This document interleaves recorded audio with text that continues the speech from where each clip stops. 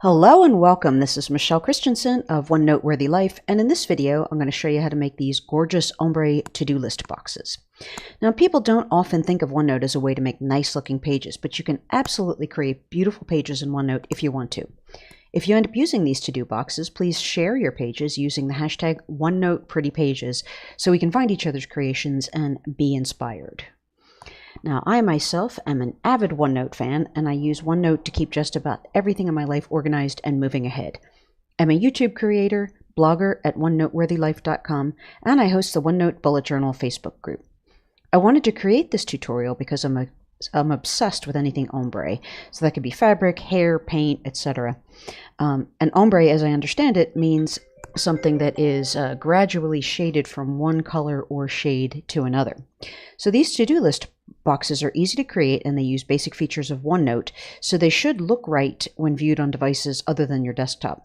I'm filming in OneNote for Windows 10, and I also use an Android tablet and phone, and these boxes look right on all of my devices. Okay, so let's get started.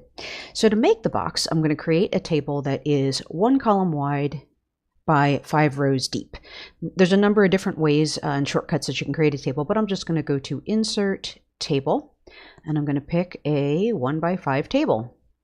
Now, for purposes of this video, I'm going to make it very large. I'm going to pick a font size of, let's say, 28.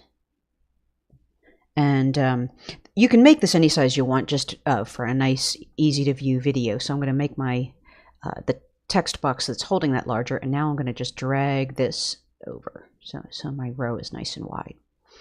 So the next thing I'm going to do is put a to-do tag in each of these rows, and that's up here, this checkbox.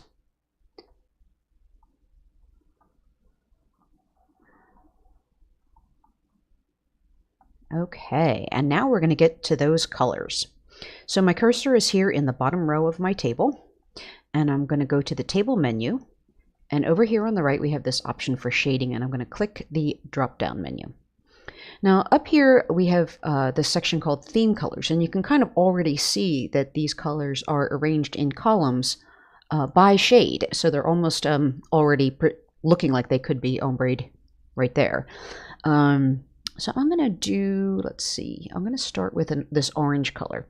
So I'm going to put my cursor in the bottom row of my table, go to table shading, and I'm not going to use this very bottom row of the theme color because it's too dark for black text, and I generally use black text. You could use it if you wanted to.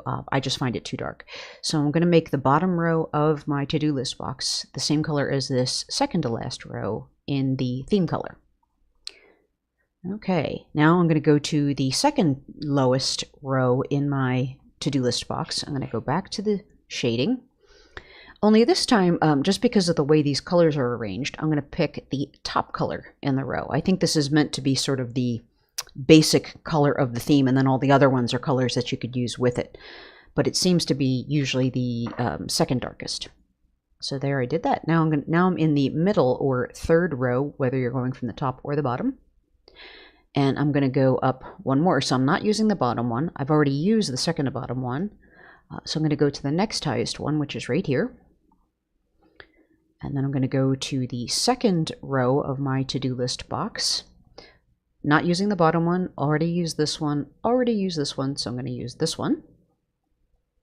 And then you probably guessed this last step. I'm in the first row, and I'm going to use the lightest color. And there we have it, this beautiful ombre to-do list box.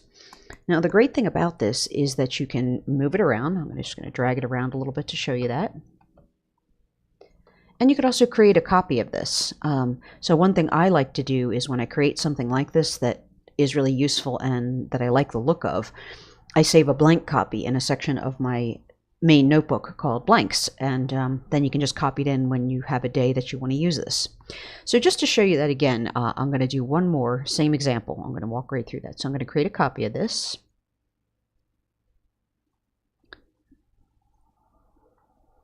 And I'm going to remove all the color.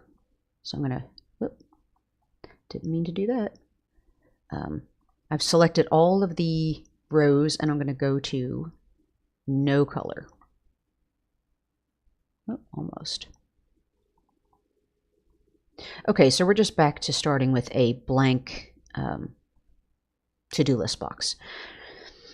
So I'm in my bottom row, and I'm going to go to shading, and I'm going to do purple this time. So again, I'm going to start with not the darkest one because it's too dark for black text, but I'm going to start with the second darkest. I'm going to go up one row, so I'm now in the fourth row of my box. And I'm going to use the top row, the main theme color here. Now I'm in the middle, it's the third row, whether you're counting from the top or bottom of your to-do list box. Go back to the colors. We're not using the darkest one. We've already used this, so I'm going to use this one. Now I'm in the second row from the top of my to-do list box. I'm going to go back to my theme colors, and I'm going to use this. We've already used the top color, so this is the lightest one. I'm going to use this one. And then we just have one more to do, which is the very lightest color. And there's a second example. So that's how you do it. It's really not that hard. It just takes a little time to get it quite right. The one thing I wanted to show you is that when we were in these tables, there was an option for... I was using these theme colors. At the bottom here, you'll see this option for more colors, and I'm going to show you on this page why I don't use that. I was playing around with it to see if I could get any more, get like a 10-row table or something like that, and I just couldn't do it. So I'm here in this first table, and I'm going to go into the more colors and show you what it looks like. So this is purple, and there's lots and lots of beautiful colors. I just could not get a really good looking ombre for the most part, and I tried a few different color combinations. I did get this 3 rows of purple, which is nice. The green's not bad, and the yellow's not bad, but I don't like these last 2 rows, how they're really dark. So you could play around with that. I personally couldn't get it to work, and I like that the theme colors are already there and sorted for you.